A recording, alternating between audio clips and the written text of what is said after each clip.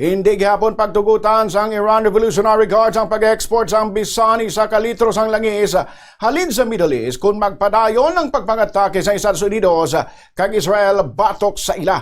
Suno sa Iran Revolutionary Guard, i-shut down nila ang strategic Strait of Hormuz sa riin na galabay ang yara sa 20% sang oil transit sang kalibutan bilang balo sa nagapadayon nga inaway.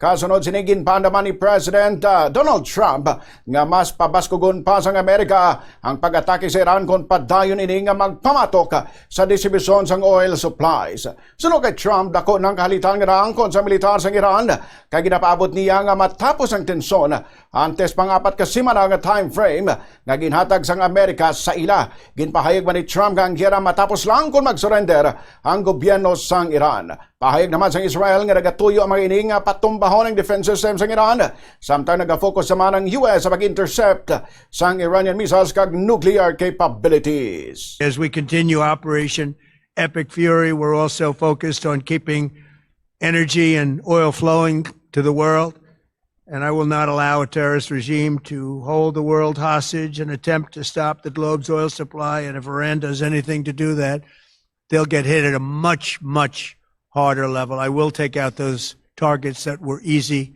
and that I mentioned just before. We'll take them out so quickly, they'll never be able to recover, ever.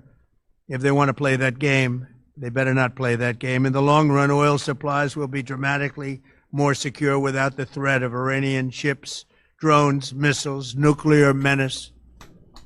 Nabalian ang kabayinsang pahayag ni United States President Donald Trump.